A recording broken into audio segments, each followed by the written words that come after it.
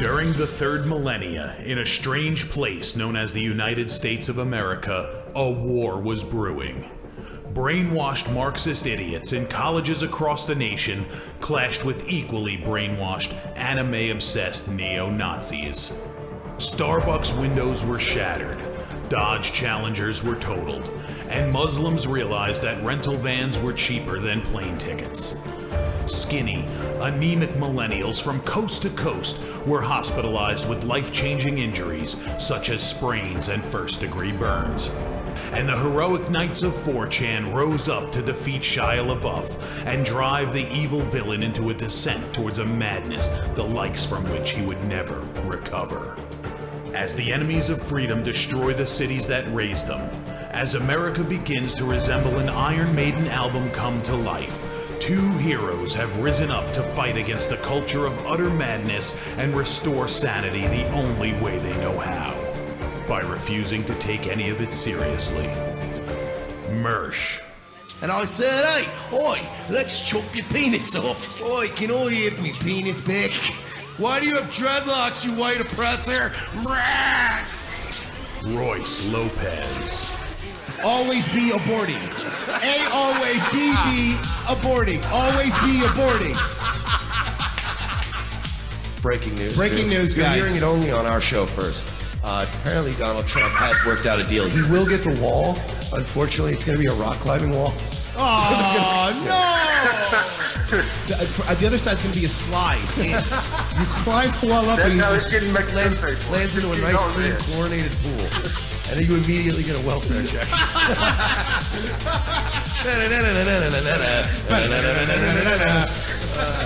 A. Oh, shit. He was a boy, he went to girl, now he wants to be a boy again. Oh, God, just stay a girl if you're going to be this indecisive. I think Caitlyn Jenner's a handsome woman with a great penis. Look, I'm not saying there's anything wrong with trannies. I just don't want to put that one's cock in my mouth. Bound forever by their mutual love of smoking marijuana, Simpsons references and affection towards Alex Jones, these two men have joined forces to bring you uncut news and opinions directly from the belly of the beast.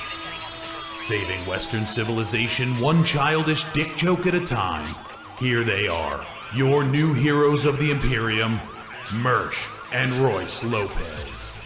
Ladies and gentlemen, welcome aboard, episode 68. It is the show that culls its own herd to stay strong, Revenge of the Cis, the recipients of the second biggest 3-on-1 internet beating this week. And we got a great show for you tonight.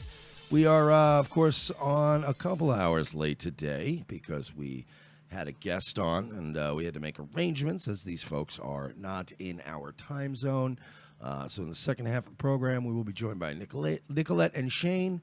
They run a YouTube channel. They're on Twitter. They both, I believe, were models for Liberty Tees. There's some, some of the upstanding, young, up-and-coming, right-of-center people that we always talk of that are coming up in the world. So we'll have that for you in the second hour. And, last night was... Well, actually, before we even get into that, I do want to say this. What we were calling it this weekend? The unpleasantness? Yeah, the recent unpleasantness. Due to the recent unpleasantness, some adjustments have been made. Measures have been taken. Our Discord is more alive than it's ever been. Wanted to take a moment and thank everybody who has been circling the wagons for a few days. I know we've reached out to a lot of you guys, given the controversial nature of the last couple of days. Props to everybody that has stuck it through with us, worked hard, reinforcing our Discord server, and also thanks to Garrett over at revengeofthecis.com. He has been doing amazing work, keeping the Schneider story out there, pumping that up. Princess Sarah, Stephanie, everybody, Nikki, fucking LA Werewolf, just everybody that has been overwhelmingly supportive. You guys are the best. And speaking of people supporting us, we have not one, but two people which we have to thank you for your service because we have two new patrons. We have Alexarada Galaxy. I don't think that's her Christian name. And then, of course, another gentleman who I am Mob Tech also. 2 people pledging $12. Also, just a reminder out there, folks, if you do pledge $12 a month or more, you are eligible for random giveaways and things like that. Whenever we get some cool stuff, we'll give it out. We're going to enter you guys to win. So, really supportive.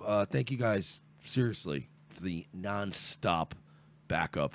You motherfuckers are hard as fuck. Thank you. But to Mob Tech and to Miss Galaxy, we say, thank you for your service. Fear no danger, shun no labor, let the ride apart. We say we're two arms in Dixie.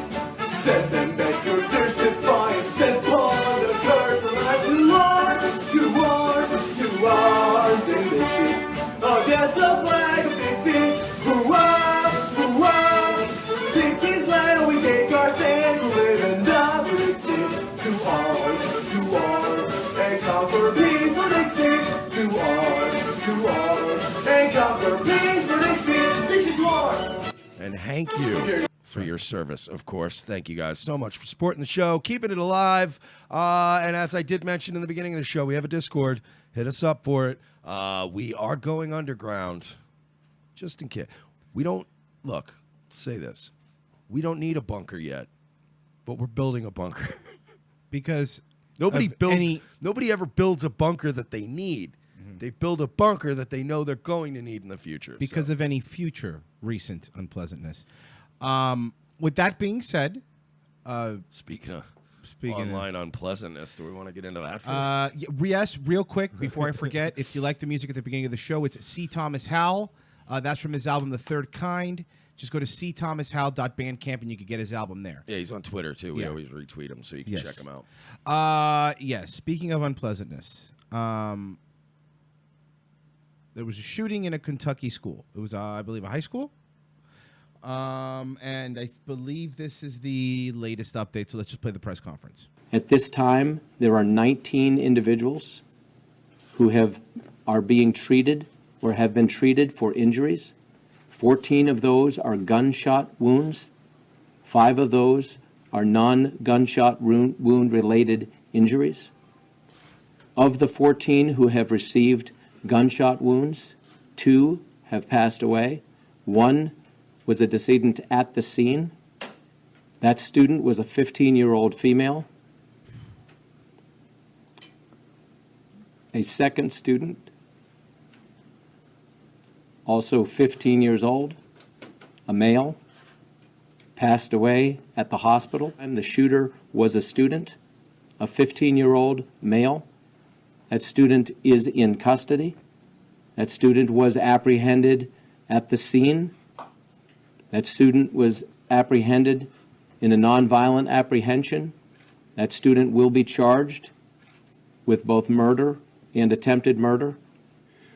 The incident began at 7:57 a.m. when a 15-year-old student armed with a handgun entered the high school and started shooting. At 7:59 a.m., the first 911 call came in. At 8:06 a.m., first responders arrived at the high school. I'll also note there was an SRO at the school when this occurred. And I will also note that the students at that school did exactly as they were trained. The Kentucky State Police has been in this area recently teaching students and faculty how to respond to an active shooter situation. And everybody in that high school reacted appropriately. Respect the fact that these children belong to this community and to specific families in this community. And this is a wound that is going to take a long time to heal. And for some in this community will never fully heal. Yeah, and that's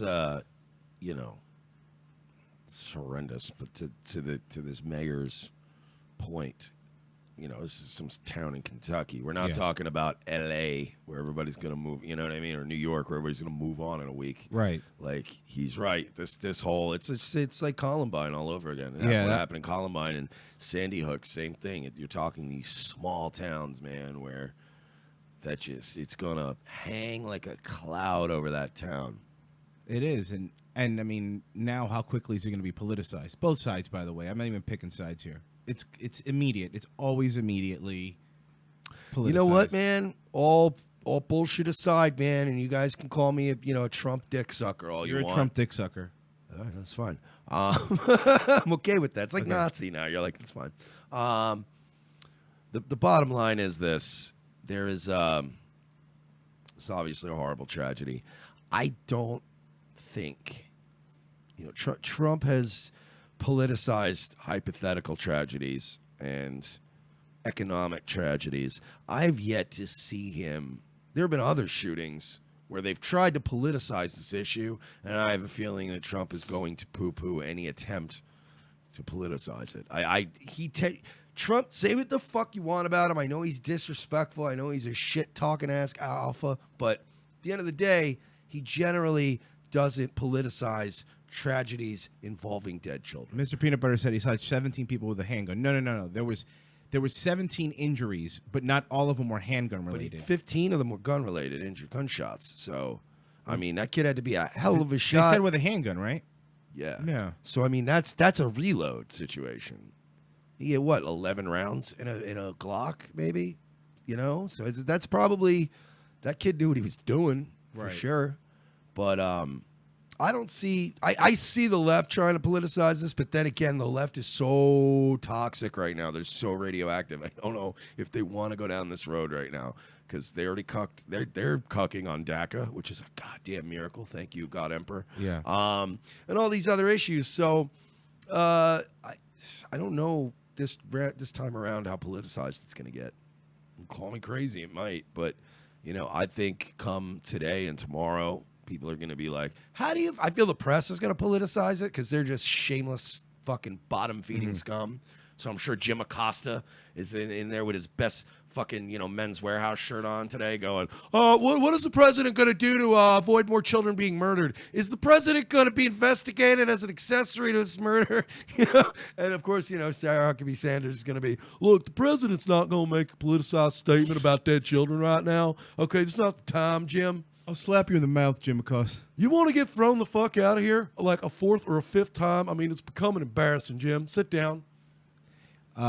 She really does alpha male him around, doesn't she? Dude. She takes no shit from him. Let me tell you, man, I know we've said it on the show before. We might be reiterating a point we've made a million times.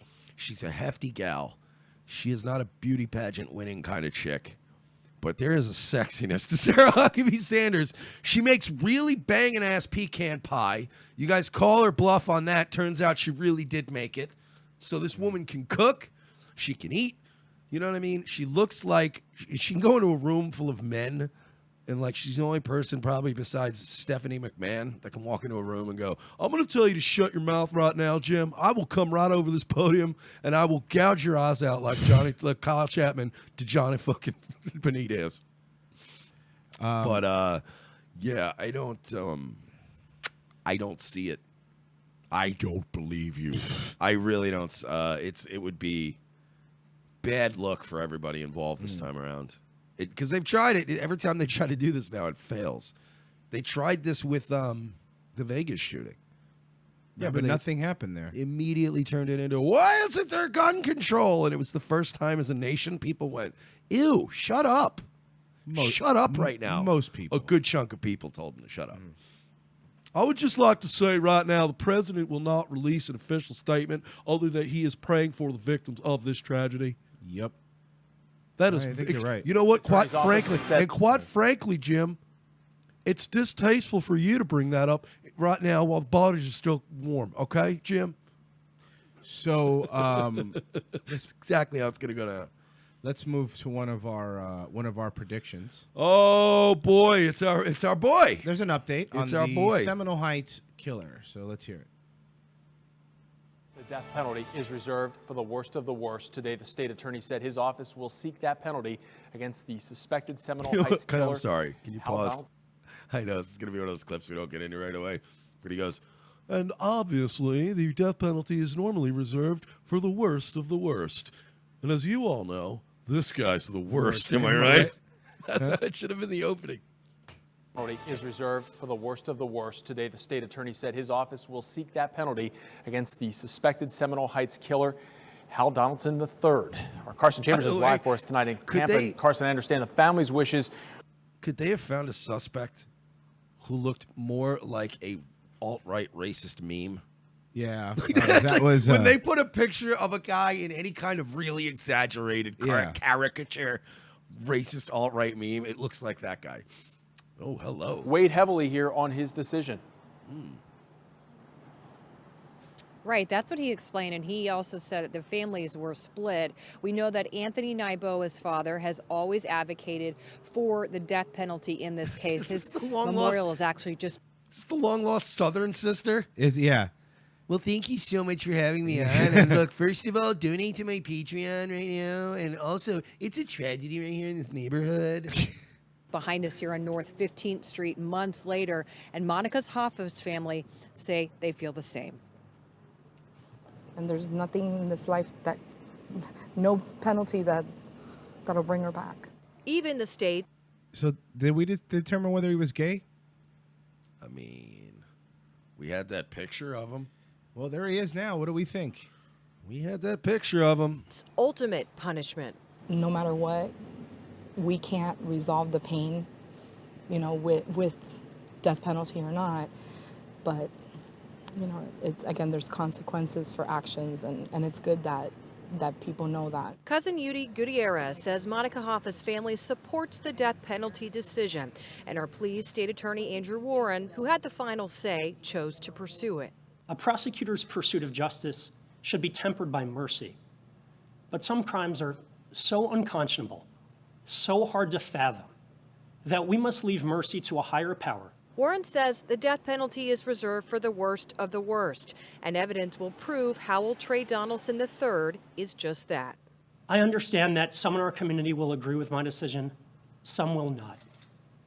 But the decision to seek death is not about what's popular or politically convenient. Not all the victims' families agreed. The families of Ronald Felton and Benjamin Mitchell wanted life in prison if convicted. We all have, you know, just the different thoughts about that, and we respect one another. What's most important, she says, the families are supporting each other because they're all grieving the same loss. We are no one to say we're going to take somebody's life, but at the same time, you have to think about. I'm sorry? I sent you the picture. I sent you the picture of him I'll just grab it. now. Sorry. Yeah. All right, let's see. So we can have everybody vote in the chat right now. Twitch.tv. So remember, we're not sorry. Mike with a small clip of him walking predicted that he was gay. Now, you guys. What do we think? You guys make your own judgments and reservations about this. That was the picture we dug up. That was his personal profile picture on Facebook. I'm getting gay. I'm getting down low.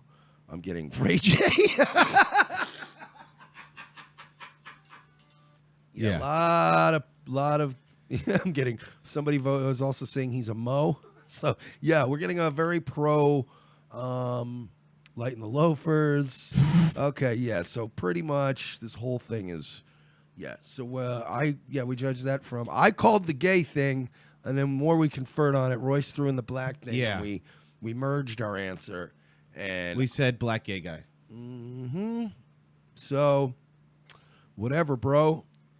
I guess you say draw your own conclusions. Draw your own conclusions. Are we prophets? Probably. Are we your heroes? Look, we'll accept that responsibility. But, just know we are here for you. What do we want to move on to? Oh, I got one. You're going to like this one since all the other stories were kind of, sad. Hillary Clinton could still become president if Russia probes finds conspiracy evidence. Okay, look. This is from 3 days ago. All right, look. The media really has to stop with this fan fiction. I'm tired of it. Can Bernie still win, though? That's what I want to know. What if, and this is a big what if, Trump gets taken down by the Russia probe, Hillary gets taken down by the Uranium One probe, Paul Ryan in office, he brings in Bernie Sanders becomes president. Get on that, Vice. You faggots. Sorry. So, yeah, basically, and we talked about it a little bit. The summation of the articles, they think that Trump will get impeached, Pence will have to resign. Not going to happen. and Not going to you'll- happen. And you'll have Paul Ryan. Then Paul Ryan becomes president. Never going to happen. And then Paul Ryan Gets makes Hillary vice president, then resigns. None of those things. Do you understand that that is a 6 to 7 step process you guys are hoping for? Now, let's say that one out of those 7 things were not possible. The odds of this happening would be almost impossible. You're hoping that 7 things that are nigh impossible are going to happen all in the exact sequence they need to happen. Dude, I have a better sense of disbelief when I watch an Ocean's 11 movie. Okay? Really? The ninja guy got through the lasers and hid in a trunk, and then the old guy had a heart attack at just the right time while Matt Damon was getting them. Stop. Stop it. You're being children. This is childish. So you don't think? No. Okay. I had to ask. Look, it would be, at least if we were in the alternate universe where Hillary Clinton won the election and Donald Trump lost, if you went to like Poll and 4chan, you'd probably find some fanfic threads there about how, something could happen to get Trump back in office. But at least their insane theory would involve some sort of long-distance, high-powered rifle or something realistic. You guys are just hoping all these people play ball. Trump's not getting impeached. Stop. Get some help. Let's move on from this. Enjoy your tax cuts. Yeah. Go on a cruise this year. Get your dick sucked. Have something to eat. Relax. It's not all fucking... It's not all Empire Strikes Backy. Speaking of, FBI Mueller probes top agent Peter Strzok? It's just not going to work here anymore. And his bureau lover Lisa Page texted each other about first meeting of the secret society the day after Trump beat Hillary. Two FBI... Oh, yeah. So, lefty, neocon, boomer, people that were always okay with this stuff that Alex Jones found back in the day and the Skull and Bones and the Bohemian Grove, right? It was all fine. It was never worth reporting on. But now the Trump might be in a secret society. Now we want to... Dude, do you understand how the paradigm of the media has shifted where, Alex Jones is now this bootlicking foot soldier for fucking Trump, and the mainstream media is writing about Bohemian Grove and Skull and Bones? Like, what is happening? The conversation was part of a batch of communications between Peter and Lisa the Department of Justice provided last week to Congress. 2 members of Congress told Fox News in an appearance on The Story with Martha McCollum. Representative Trey Gowdy said the day after the election, what they really didn't want to have happen, there is a text exchange between these 2 FBI agents. There's supposed to be objective, fact-centric FBI agents saying, perhaps this is the first meeting of the secret society. So, of course, I'm going to want to know what secret society you're talking about because you're supposed to be investigating objectively, and the person who just won the Electoral College, so yeah, I'm going to want to know. Standing beside Gowdy in the joint interview was Texas Rep. John Radcliffe, who first of the 2 Republican legislators to mention it. We learned today about information that after the immediate aftermath of his election and that there may have been a secret society of folks within the Department of Justice and FBI to include Page, Strzok, that would be working against him, Radcliffe said. So, it seemed to have been even more... Oh, and on top of that, this came out a little bit ago, too. They lost 5 months' worth of text. Well, sometimes... They said... Sometimes you lose 5 months. That it was a... And they this is fucking hilarious, okay? The FBI said that they lost the text from the Samsung because Samsung had an update on the S5, so they threw Samsung under the bus and said because of an update they lost 5 months worth of back and forth text. That's hilarious. Do you want to know the last day of when those 5 months ended? What happened? The Mueller investigation started. Literally the next day. Just listen, I'm not. This is a tinfoil hat. This is an This is what's going on, guys. Come on. It is a little transparent, if you will. I'm still really shocked at how many people in this country, how many of my friends, I have liberal friends that still are like, yeah, well, Trump is the friend. I'm like, you aren't looking at it. Anybody who goes sarcastically says, yeah, but her emails, am I right? Yeah, no, right. It's a very crucial thing that she did. Yeah. Several crucial felonious things that she did. And that cancerous old drunk bitch gets to write her books and parade around like she's some champion of women. It's disgusting. You people just refuse to acknowledge it because Trump, am I right? The Justice Department turned over copies of the communications last week, but it revealed a critical gap in messages, which is what I just talked about. The text pairs each between December 14, 2017 and May 17, 2017 are missing. The Justice Department last week revealed a critical gap. I already said that. President Donald Trump put the spotlight back on the FBI officials whom he'd previously accused of treason on Tuesday. And one of the biggest stories in a long time, the FBI now says it is missing 5 months worth of it and perhaps 50,000 pages of text. So, and you know what 90% of the stuff they lost was? I'm going to go grab a Diet Coke and a taco bowl. I'll be upstairs if anybody needs me.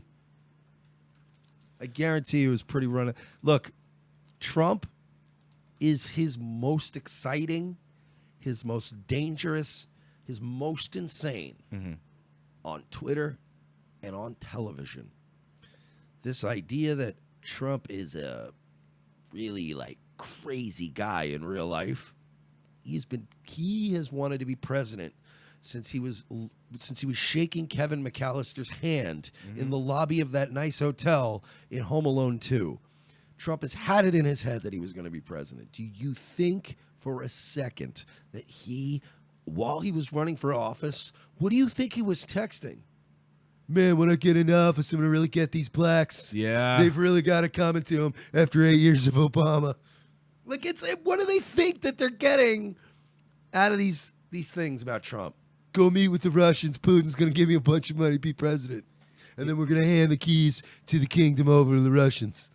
it's really starting to look. What do they think he said? It's really starting to look that they opened a can the DNC opened up a can of worms against themselves. Yeah, they keep creating a standard of behavior that they themselves cannot meet up to. And then they spurg out autistically on people and go, oh, you're a homophobe, misogynic, racist, da-da-da-da. And you go, okay. And then they make It's Okay to Be White flyers. And you guys freak out about that. And then it turns out that you guys, okay, maybe Trump said grab him by the pussy, but you're actually out there grabbing little kids by the pussy. So it turns out that you guys are all fucking dirty and gross with your spirit cooking and your weirdness and your general degeneracy. And you know what? There are so many people who aren't necessarily inherently good. You're not talking about your Midwestern conservative values people, but there are people, even people on the mildly liberal side, that are now like, yeah, this is kind of gross. This is really fucking gross. You guys really, holy shit, do you need to really pull out a miracle here in 2018 for these midterm elections? And I don't know if they're going to.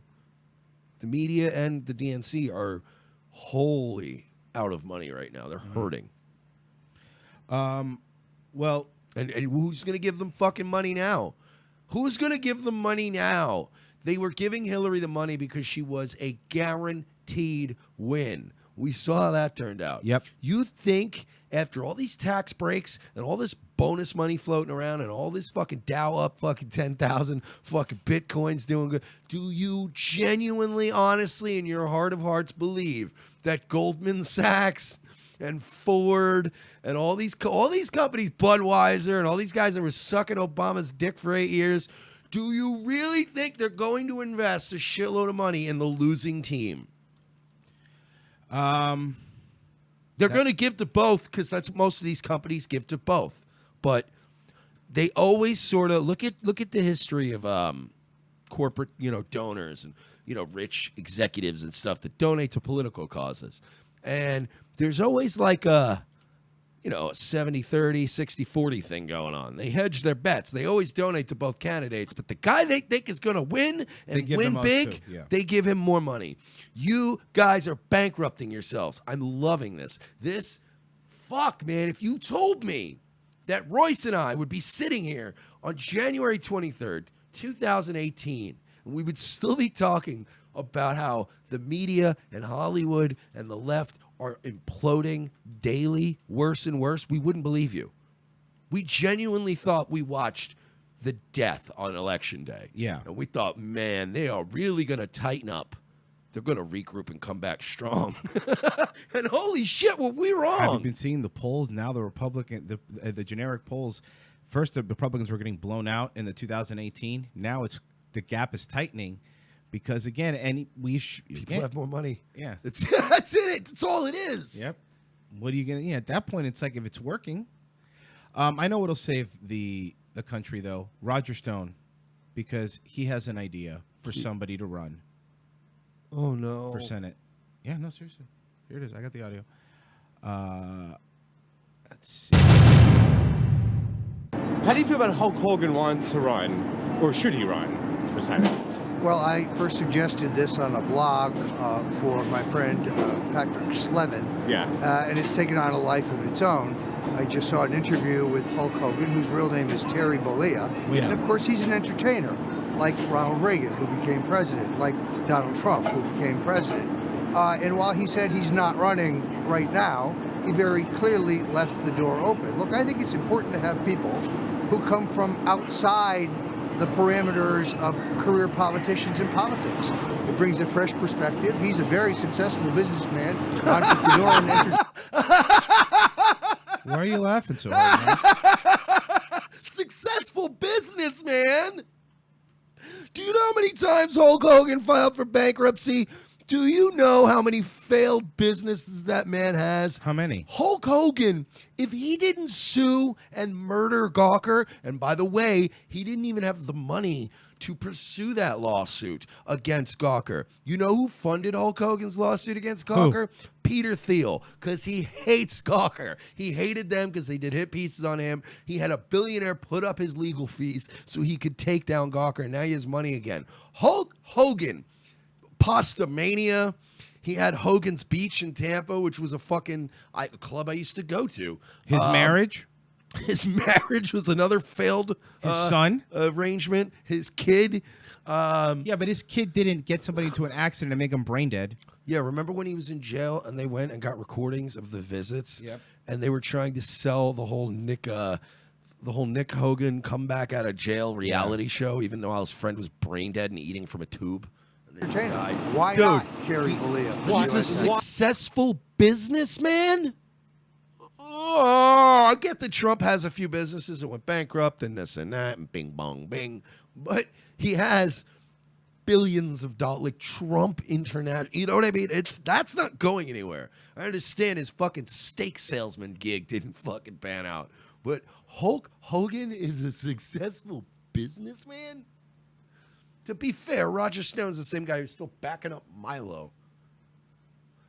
Why not? But why should he run, especially in Florida? Well, because he lives in Florida, he is a Republican, and because he has enormous name identification through his role as an entertainer. It's very hard to get elected to public office if nobody knows who you are, but everybody knows who Hulk Hogan is. He has a history. I mean, he's on WWE because he had the whole...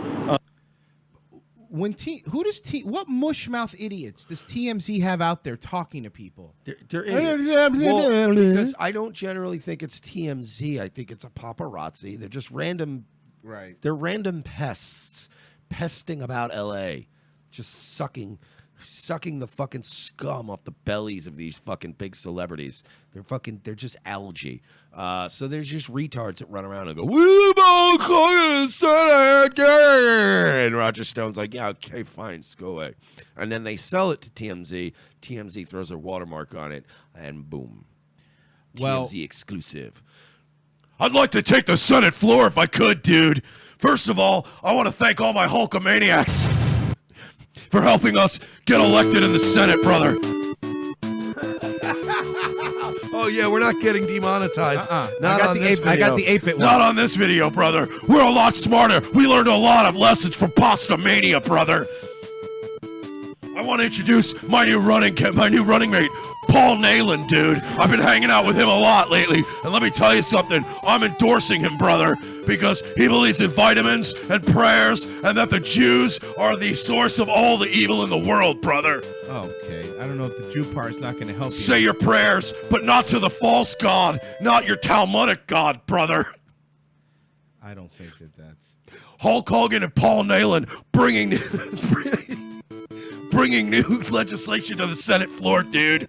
Let's build some camps, brother. I'd rather have Macho Man if we're going to have a Florida Senate. I agree. R.I.P., man.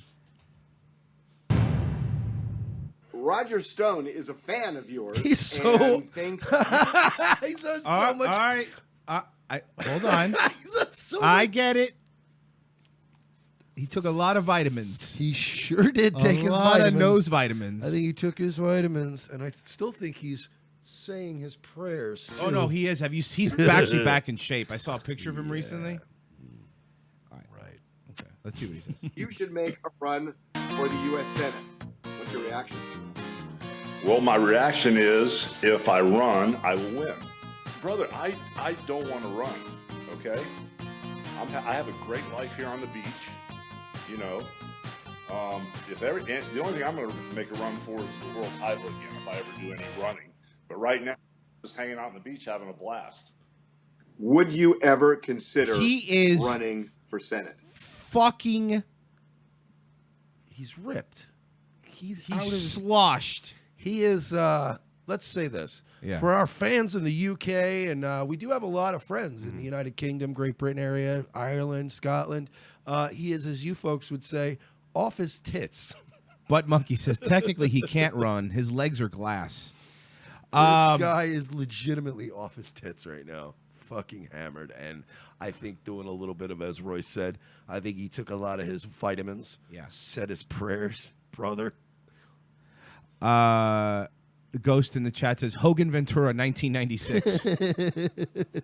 That's a ticket you could believe in. Yeah, I mean, honestly, I think it should be Ventura Hogan. I mean, Ventura, I agree. I understand that Hogan missed Mr. Top Billing. Sorry, you got a job to me, dude. But at the end of the day, you know, Jesse is the man with experience. That's correct. I created the Independent Party, and then it got destroyed. He was a governor. I created an independent party, and it had a lot of heat behind it and momentum, and then I handed it over to those people. Eric Russo's a Jewcock. Oh my God, I would have totally rather. I'm sorry, but I have to finish watching how fucked up he is. I normally I would shut it off by now, but I'm having fun on the beach, brother. In Florida. Thought about it. I've had, as of late, people calling my phone, driving me crazy about running for Senate.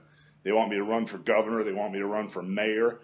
At the end of the day, I'm just so confused because it's like, I'm in a lot of pills. I'm so confused. I'm on uppers and downers. It's weird. Watching the politicians, the Democrats and the Republicans, it's like nobody wants to work together. It's like a wrestling match. Except for the very definition, Hulkster, of a wrestling match is two men working together to put the match over. See, I understand that guys like yourselves and guys like Shawn Michaels tend to think it's like a wrestling match, man. Two guys just refusing to work together to put a match over. No, that's how you do it, brother. Most match, ask Bret Hart. Watch AJ Styles, John Cena matches for a good example of two guys working together, doing things that would break a man's neck. Fucking guy. Look, man. okay, you guys find out we're wrestling fans. Don't throw all the pussy at us at once, all right? He's still shout out to OSW Review. He's still Cunt Hogan, man. Yep. The two wrestlers that are supposed to work together and paint this beautiful wrestling picture, the Republicans and Democrats act like they hate each other and they don't want to do anything except create chaos. So I really don't want to be any part of that. So is that a no? That's a no, man. I don't want to get in the middle of that. If you ran, what party? Oh, listen to you. I would be a Republican. No fucking shit, Hogan. Supported Barack Obama. Well, yes, I did. Yes, I did. But you would be a Republican. I would be a Republican. Is this a flat-out no that you would never consider running for Senate in Florida? Right now, this moment, it's a flat-out no. That's hedging. You want to do shots or what? Oh, God, man. Right now, this moment This is is flat like out one of no. those Is it times possible? where you truly wish that some of our other heroes from childhood were still alive to make this timeline more surreal. Because if it was, because Macho Man, for those of you that aren't big wrestling fans or don't know a lot about, Everybody knows who Macho Man is, though. Can I finish though? No. It wasn't that I was going to get into, but for those of you that aren't big wrestling fans or don't know a lot about Florida trivia, Tampa Bay, Sarasota, those are towns that are in Orlando nowadays, but back in the day, Tampa, Sarasota was where every wrestler lived. So we had all of them living there. And it was a local feud in St. Petersburg and Clearwater because it was like Hulk and Macho Man both lived in this tiny little town on the coast of Florida. So it would have been an amazing time to be alive if we had Macho Man versus Hulkster. Well, remember, both running against each other. I really wish I could play it on the show, but I think we'll get popped. Remember, Macho Man, before he died, did make that rap song against Hogan. Be a man, Hogan. Yeah. And Macho Man was also an actor. He was in Spider-Man. He did play Bonesaw. I'm going to get you, Hogan. And your foreign policy is weak. Which is a really weird thing, because back in the 80s, they had the same Coke dealer. Like, what is it? Why are they fighting all the time? I may not have owned a failed pasta restaurant, but I know how to balance a budget. I came out of my divorce okay. Oh, man. I would love to see them debate. Well, first of all, no disrespect to him, brother. But, first of all, my foreign policy is pretty stable, brother. Once again, we're going to form a coalition once I get to the Senate. It's going to be your man Hulk, the Hulkster. It's going to be Rand Paul. He's a Hulkamaniac. And we're going to get Paul Neyland in there, of course. And we're just going to do a lot of Jew-hating, brother. Oh, fuck. What's happening to her? Are we not, look, if America ends up being responsible for the end of the world. When? Can you all at least thank us for doing it in the most American, the most festive way possible? We're not like, oh, nuclear war, everybody's mad, holy war. We're making it as surreal as possible before we just blow it all up. I love it. Take the bog pill.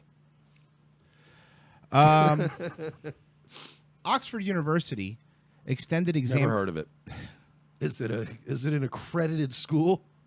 Oxford University extended exam times to improve women's grades. Is it as good as Hofstra University? It's almost as good as Kaiser. I'm going to KU. University of Phoenix. What's the one that during daytime TV the black guy yells at you to go there all the time? Oh, Everest University. Everest, there it Man, is. do something with your life. I did it. I'm doing commercials now. Go to Everest College. And then sometimes it's a black chick. Yeah. She's literally holding one baby, and then there's another baby in a stroller, and she's cashing a check. Oxford University extended exam times to improve women's grades. Oh, boy. Prestigious Oxford University in Britain extended exam times in a bid to improve women's scores, reports Monday said. Students taking math and computer science tests in the summer of 2017 were given an additional 15 minutes to finish, according to documents obtained by London Times. No changes were made to the difficulty or length of the questions. The university reportedly said some women performed better as a result of the extension. Everybody would perform better if you have more time, right? The move came after university officials deemed female candidates more likely to suffer from the undue effects of time pressure and thought the time extension could mitigate the gender gap that had arisen in recent years. The officials also said they believe the exam should be a demonstration of mathematical understanding and not a time trial. Some academics reportedly voiced their concerns about the initiative, calling it sexist for suggesting women require special treatment, but others welcomed the move. One math professor said women tend to double-check their answers, and that makes them slower. We're living in a world now where women want to be equal, but at the same time, we're giving them extra time to finish exams. You can't have it both ways, ladies. One way or the other. Patriarchy. I'm a big fan of giving as much time as they want to do in exams. After all, you need to have to prove theorems against the clock in real life, so mere speed is not what we want to assess. A spokesman of the university defended the measure, telling the UK's Daily Telegraph that the move was academically demanding and fair, stressing that 39% of female mathematicians acquired top scores compared to 47% of men. The department are not drawing any firm conclusions from the first-year data. However, third-year female students did show an improvement on their second-year marks. No, women need, listen, clearly, I say we give it to them. Let's do this, ladies. We're going to give you more time on your tests. Okay. We're going to start holding doors for you again. We're going to start giving you our coats when you're cold. Mm-hmm. And you, ladies, agree to shut the fuck up.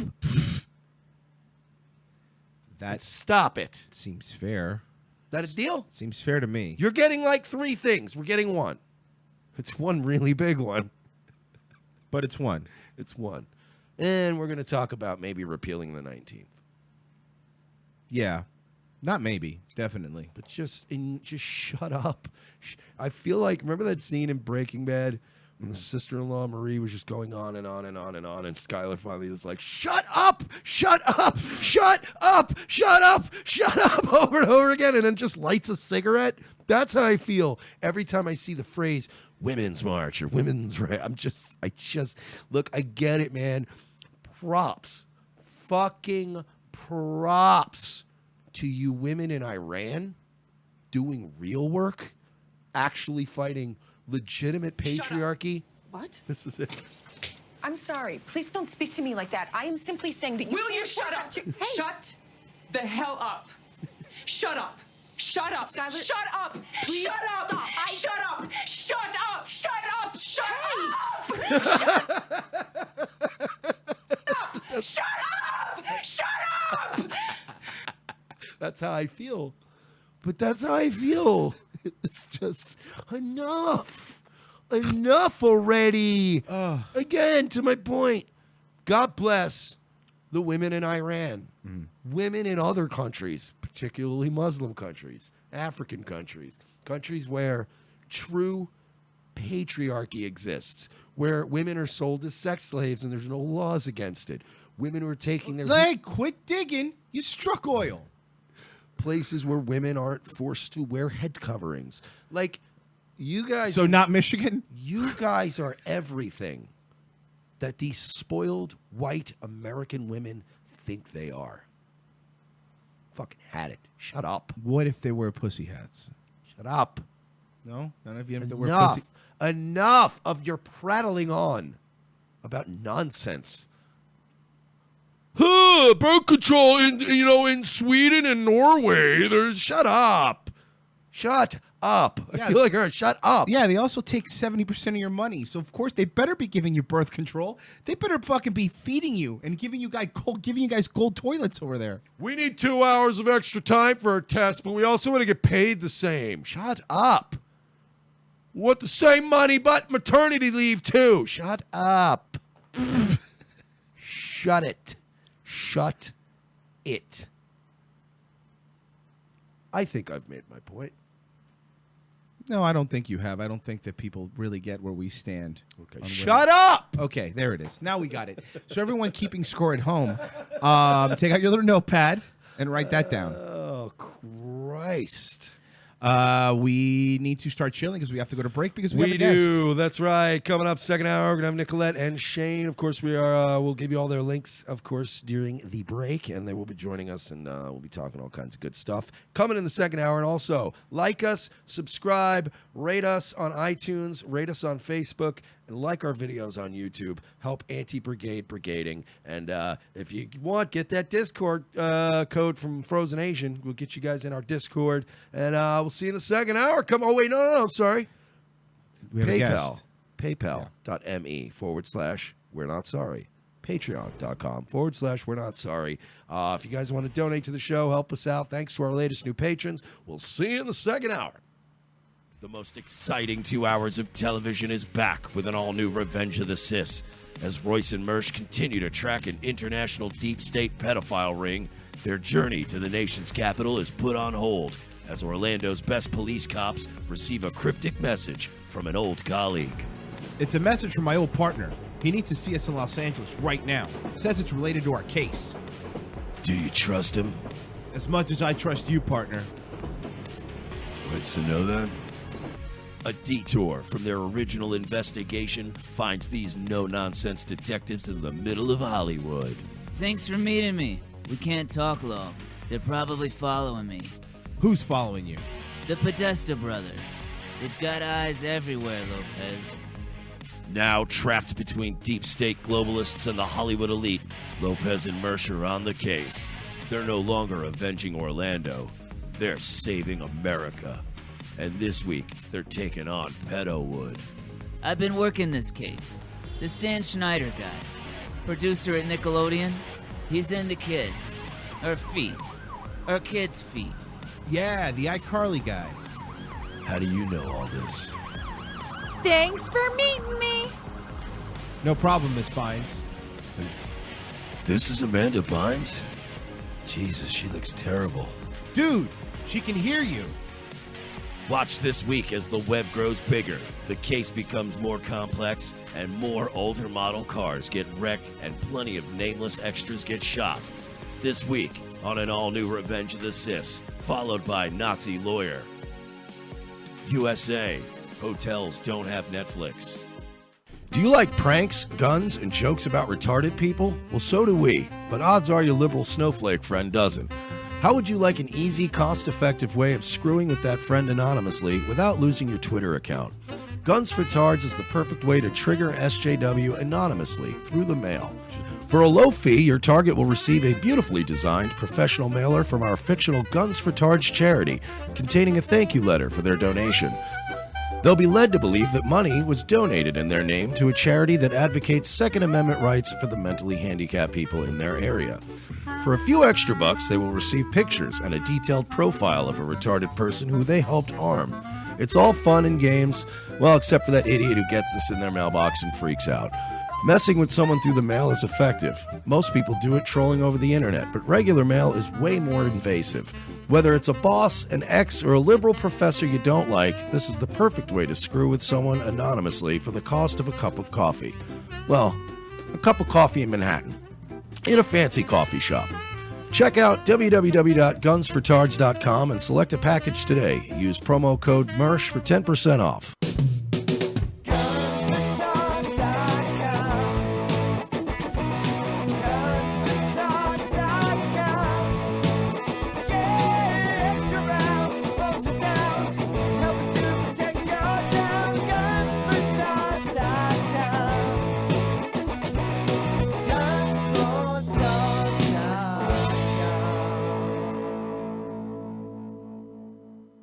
Cousin Joe Show.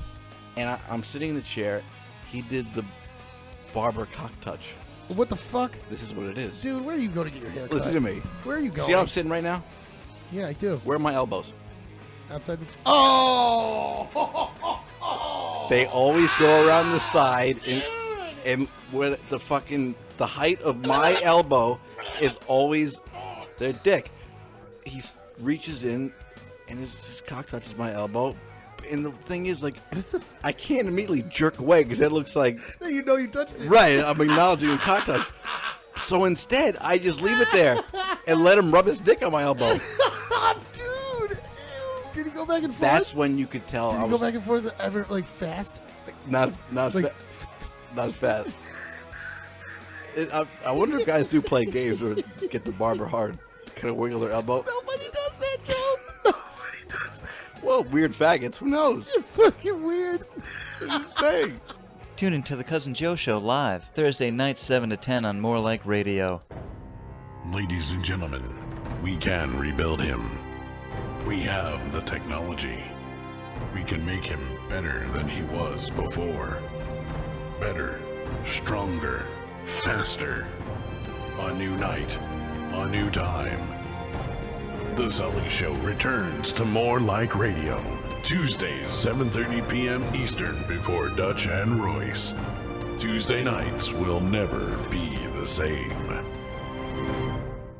If you weren't able to catch the last Hippo Juice show, here's what you probably missed. Anita Pedman. That sounds fake. Fine.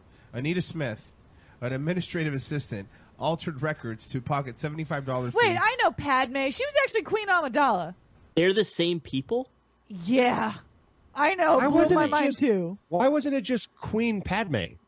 Guys, I don't know if you know this, but Anakin didn't like sand. If So anyone was- coarse. It was very coarse. And rough. It was rough and coarse. Gets everywhere. Fucking hate that guy. He was probably bitter because he tried to fuck Queen I haven't Amidala. thought about that awful dialogue. I know, since- dude. since Watch I watched it the first Again, time. though. I feel like I blocked it out. You block it out. Block it out, and the fact that you brought it up just... It's so bad, right? Are you serious? Out of all Oh, 8 and then the side movies, Oh, that's the only thing I remember from Star Wars. Is the Oh, sand? really? Oh, that's funny. Like, nothing else matters except for maybe credits will do fine. Oh, she- Except, like, she does that all the credits time. will do fine. But yes, No, they won't. really seriously, watch the dialogue. Guess what I have? Watch the dialogue. I don't like sand. Oh God, don't do that. Turn it up a bit. Rough and irritating. Gets everywhere. Not like here. Oh God, it's so bad. Ugh. Oh, Everything is soft. it's making me cringe. Anything. It's making me cringe. It was like if the host of an NPR special wrote a Match.com I know. bio. Right.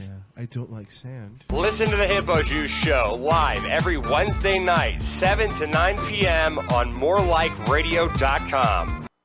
Uh-huh.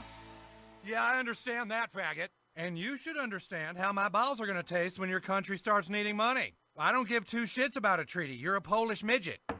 Come in. Uh-huh. Hang on, I'm going to call you back. Yeah, go fuck yourself, retard. Mr. President, we have a problem. People are pretty upset. Oh, don't tell me people are still mad about that nigger thing.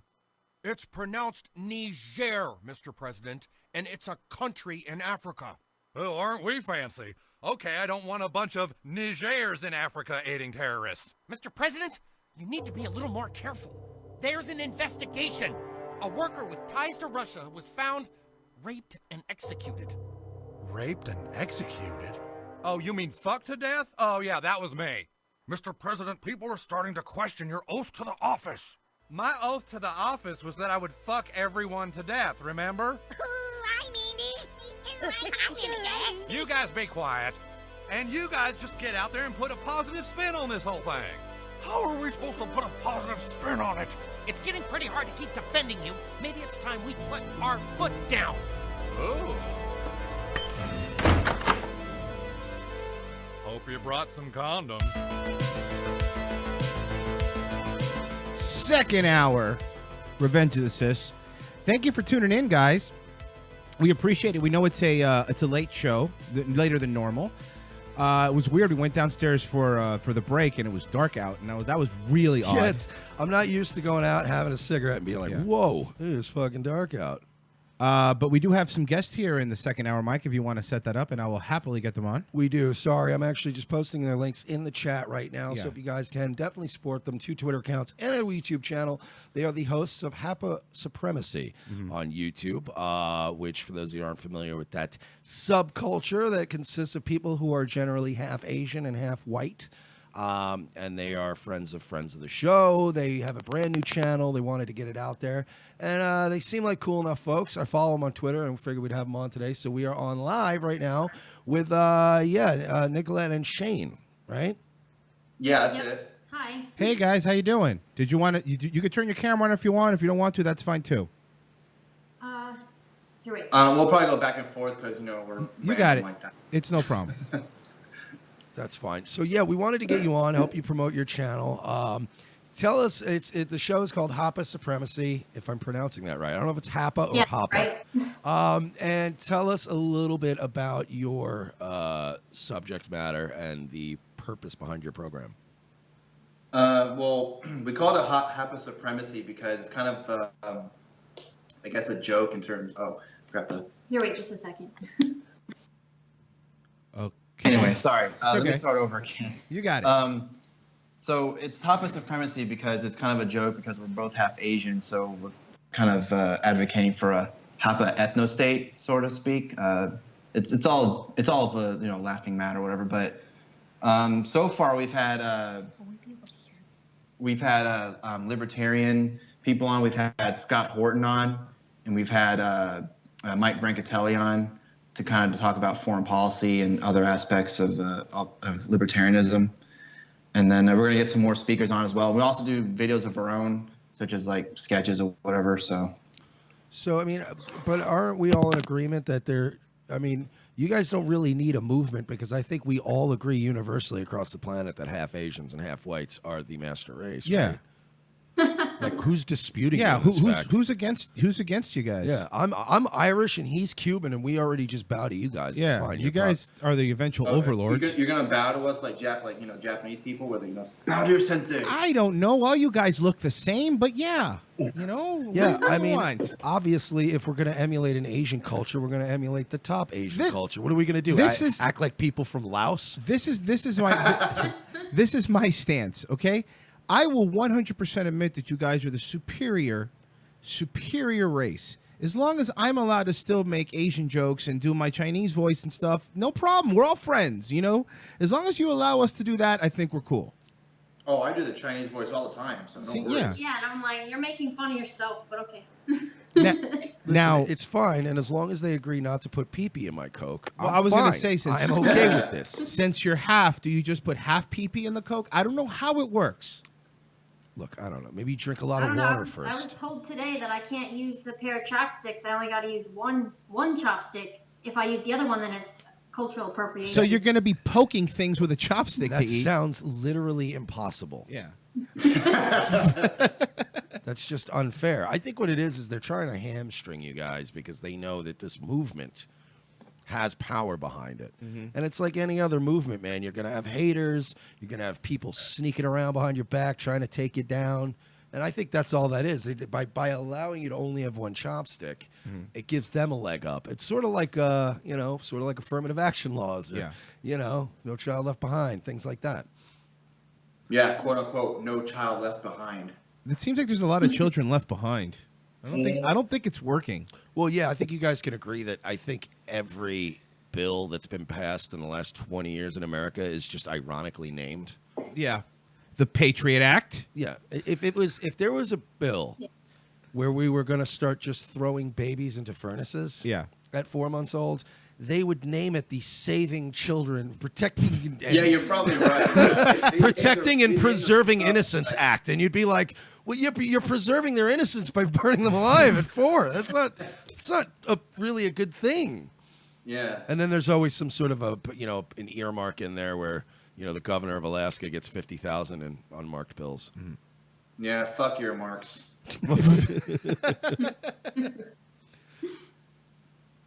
That's my contribution. Well, and by the way, I'm glad you got the camera on.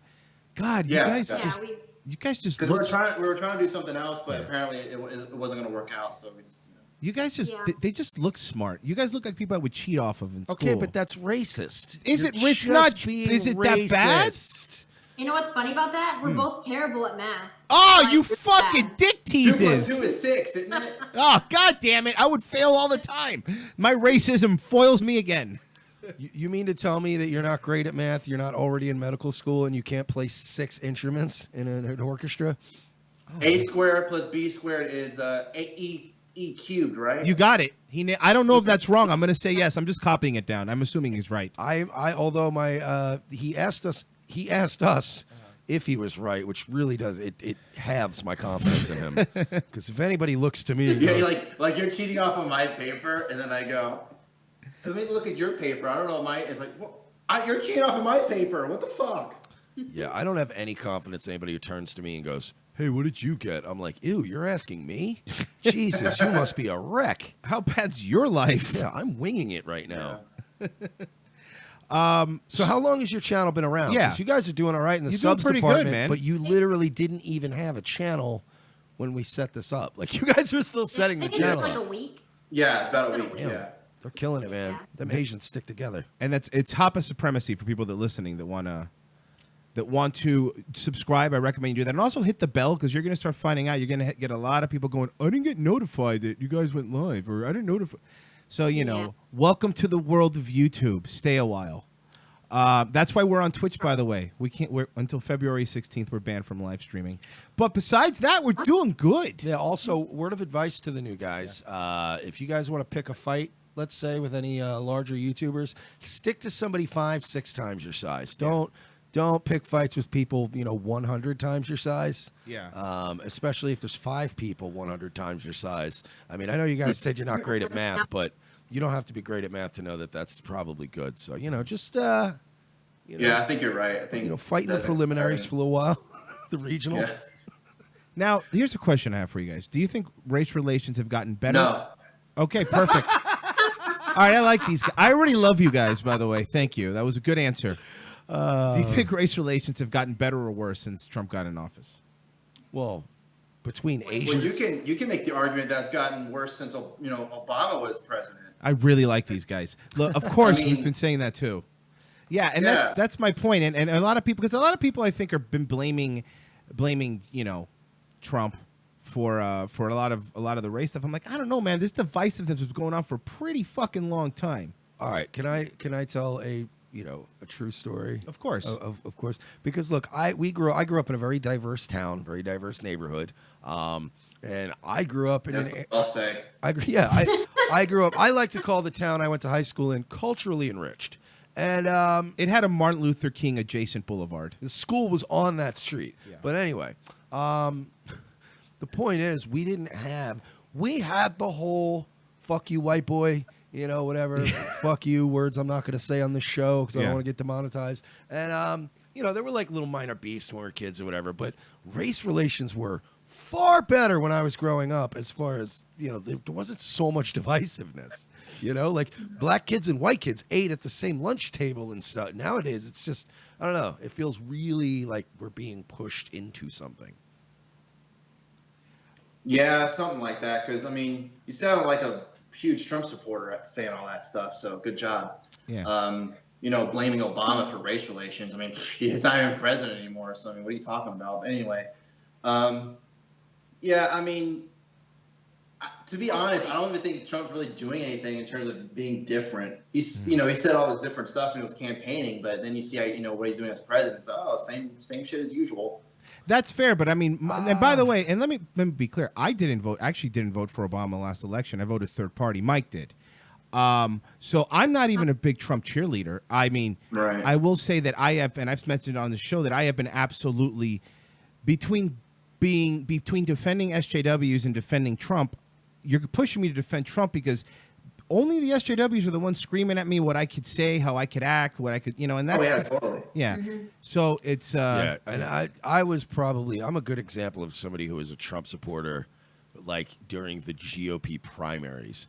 And I was like, that was back when you had to be a real madman, like a maniac, to go, oh, fucking Trump, are you kidding me? The only person that ever had an inkling of Trump being president, right when he announced, was Ann Coulter. She was the only one who was like, who? Because when she was on Bill Maher, and Bill Maher point blank said, of all the people in the Republican primaries and all the nominees, who do you think has the best chance of being president? Donald Trump. And Joanne Reed fucking laughing her ass off like, you're fucking stupid, you retard. You know what you're talking about. Yeah. We all know what happened. It was, and I'll be honest with you, when I say I was with Trump from day one, I myself didn't even think, I didn't think he's going to go all the way. I didn't think he was going to win. I was with him, but I was like, man, I already could tell by how people react to my enthusiasm for him that it's not going to go well for him. But it did, and it just got more and more momentum. But I was one of the guys that when the GOP debates was going on and he was just clowning on fucking Jeb and all these other guys, I was hyping him like a rap guy in my house alone watching it live. Like every time he dropped a punchline, I was like, oh shit, son. And he would say something else and I'd be like, yeah, get him, son. And then after that, I was like, Trump, dude, I don't think he's going to win, but I am so sick of everybody coming in and talking to me like I'm stupid and acting like just acting fake in front of me and pretending like that's okay, putting on a fake inflection in their voice, all that shit. I just don't like people who do that. And finally a guy was coming out and was just like, yeah, I said it, she's fat, what do you want?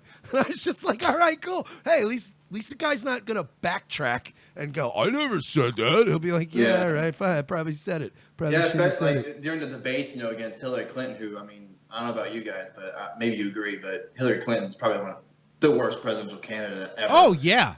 Yeah. But when he said, when she was saying something along the lines of, it's good that we don't have someone like Donald Trump, who's, the ruler of the land or the laws we have in this country. And he goes, yeah, because you'd be in jail. It was fun. I mean, I was like, is this real? Yeah, no, it really felt like I was watching a World Star video. Like someone's just going to stream. I'm like, Jesus, oh, snap. This is what I'll compare it to, because that's what honestly started winning, like, people over with him. And to me, I don't know if you guys are Game of Thrones fans, but when you watch the Mountain fight the Oberyn Martell guy, and he cuts the Mountain in his Achilles heel. Spoiler. Just for a second. Spoiler alert. If you haven't watched that by now, I don't know what to tell you. But it was just like that. It was like, all right. You're spoiling it for us. We haven't watched it yet. Well, you know what? I'm gonna need you guys to cancel your channel until you watch Game of Thrones. You it's don't very watch important. Game of Thrones by now, you're literally the worst half white, half Asians I've ever met in my life. About Walking Dead. You ever watched Walking Dead yet? No, I haven't. Oh, neither. I hate that show. Well, I tried to watch Game of Thrones, but I got bored. Uh-oh. Now they don't like you anymore. No, listen. It's okay. It's not it's just respectless. It's no big deal. No, I'm kidding. But no, Walking Dead's another. No, look, going to that TV thing real quick. Walking Dead, I gave up on after like 3 seasons of them walking around. That's literally all they were doing is walking. Yeah, that's So what I Walking hear. Dead is like literally just the dead. At least when Pretty when much. Lost was around, they knew, oh shit, season 3 is fucking up. Okay, we're gonna end it at season 6. That's it. So they had a plan. I don't really think the Walking Dead people have a plan here. Like what are they gonna do? Like, is there gonna be an end or anything? I don't know, but I would hope so because I think it's gonna there's end. still going on. It's gonna end the fucking network. You think they're just gonna fucking Doctor Who it? Yeah. just keep making it. The Walking Dead returns for its 75th season. What happens if Andrew Lincoln, who plays Rick, says, "I don't want to do this anymore. I want to do movies now"? Yeah, good luck. What's gonna happen? Daryl's gonna be the new Rick or something, or What's he gonna make? A Love Actually Part 2? I mean, really, the guy wasn't blowing up the scene as an actor. Not that Yeah, that's true. But maybe that's all he's got, so he knows that I gotta stick around with this, I guess, even though the story doesn't make any sense. That's true. Yeah, but if you stick with any TV role for too long, you end up becoming Richard Belzer, and you don't want that. Oh, you don't want to be Detective Munch the You rest of your don't, life? Yeah, and he's just literally. what was it? Homicide? Or Yeah. what Yeah. show he was on before Law and Order? He was on Homicide. He was on. He was literally. He's been a cop on every cop show that's ever been a cop show. And I shit you not, NBC has shoehorned that character into every cameo they could for 20 years just so that they could set a record for like the biggest character in TV. So he's been in legitimately been in Muppet specials. like during the holidays, and they're like, "Oh, look, Big Bird, it's Detective John Munch," and you're like, "All right." He's investigating a sex crime, apparently. Yeah, it's Big Bird rapes Snuffleupagus. It was the second worst crossover since Batman, Superman, Dawn of Justice. Okay, I get it's bad, but relax. Hey, it's a good thing I haven't seen that because 2.5 hours of wanting to hit my head against the wall watching that. You guys are making. You know what? You just got some respect back now because that movie is fucking hot garbage. Fuck you for not liking Game of Thrones. Okay, you haven't seen Batman. Good It's job. Good job. spoiler alert. Their moms have the same name. That's who gives a fuck. Who cares? Yeah, I heard about that. All the spoilers I've heard about the movie, I'm like, yeah, I don't want to watch this. It sounds like shit. Yeah, no, it would have Like, and I'm not even a fan of the Avengers movies. Like, the first Avengers, I was bored. I was like, I don't like this. Avengers 2, I was like, it's all right, I guess. But I love Iron Man and Iron Man 2, Iron Man 3. I like the individual movies, but the Avengers, I'm just like, I particularly like Captain America movies. I don't know why. I don't know if it's just that kind of nationalist. Like I am always been like even when I was a kid, I like American history. I like reading about like I'll read about other cultures, and I've read about like ancient history. But I really like I'm one of those real shitty like stereotypical people that's like America. Like I like to read about stuff. I love my guns. I love my Yeah, like I read all that stuff. And Captain America is the greatest. They did such an expert job at making such a cornbread 1940s white guy who like drinks milk and doesn't, like curse, and like they made it cool. Like Chris Evans made that shit cool. Captain America's cool as fuck. Bother you though that when you see Chris Evans' Twitter feed, you just go, oh my god. No, here's how I do that. Ready? Are you on Twitter right now? Go to go to Chris Evans' account, and you'll see a button there. It says unfollow. Yeah. Click that button, and then refresh. You should be fine, and then you'll like Captain America movies again. Oh, That's sweet. what I do. Yeah. I try to disconnect like the artist from the art, unless they're like they got to be like a Kevin Spacey or a Weinstein. Like they got to be such a piece of shit that I go, all right, you victimized people, but like I don't Speaking of Kevin Spacey, what do you think about the new House of Cards coming out? Don't make it without him. What's the fucking point? Yeah, they're gonna apparently kill off his character. Spoilers. How? And he's gonna get get fucked to death.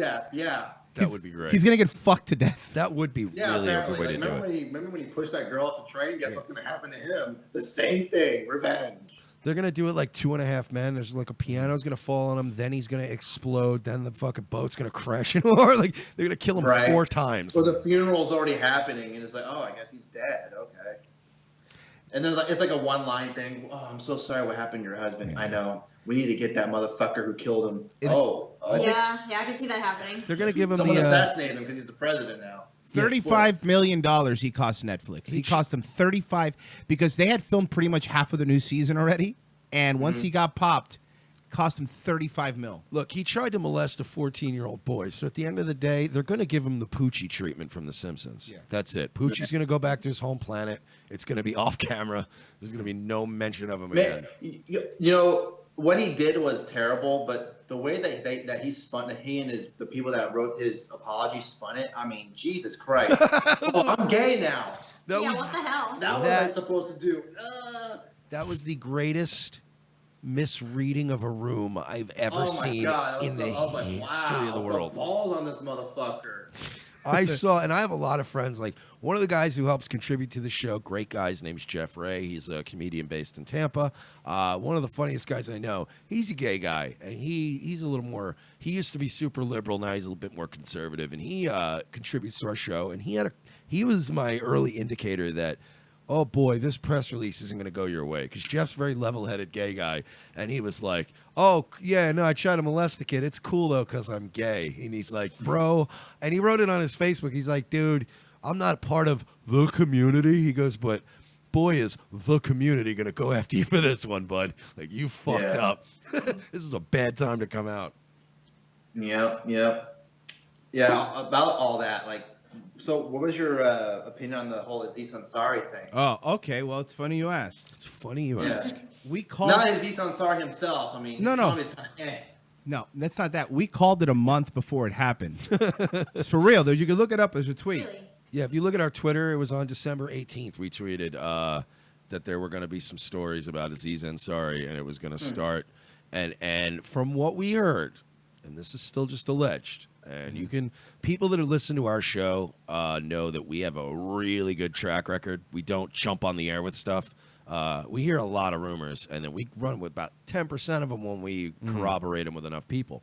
But this was one of those things where we got a very trusted source told us, and it was already something I knew, and it was something Royce knew just from. It was sort of very similar to Louis C.K. I did stand-up comedy for years, primarily in New York, and that's where I lived and grew up. So I know a lot of New York comics. It's a very sort of a common thing. It's one of those open secret type things that Aziz is very aggressive with women, and not like cool guy aggressive, but like borderline over the line all the time aggressive. And Like freaky aggressive? yeah, but it was never anything like, trust me, he's not, raping women. Yeah, or he's crazy. yeah, no. He's just a real fucking dick to women and treats them like little fuckholes. And he is very aggressive. So anyway, I guess we already kind of knew, but we never really had anything. And then our source called us that night and was like, it's going to start. And from the way it was explained to us, the article in Babe that came out was meant as sort of they're trying to have the Weinstein effect. It's the same thing with, we've been working on a story with Dan Schneider from Viacom. What they do is they get enough to run a story, and they run a story because they know it's like with the Franco thing too. Other people start going, yeah, you know what? On second thought, now that the story's out, let's talk about this guy. And it turns out, if I'm a betting man, old Aziz will be popping up again in the news, I think, soon. Because I will agree, when you read that story, that whole story, it was, it could be read different ways. You're getting one side, which we have to be fair. But I guess we're biased because we had heard something before. Right. Yeah. Yeah, but I do think that, in my opinion, the Me Too movement's getting a little out of hand. Yeah. I mean, it's one thing to accuse someone like Harvey Weinstein, but to put Harvey Weinstein in the same league as Louis C.K. is ridiculous. Like, it's night and day, I'm not saying Louis C.K. isn't a fucking creep or a perv, but he didn't do anything illegal.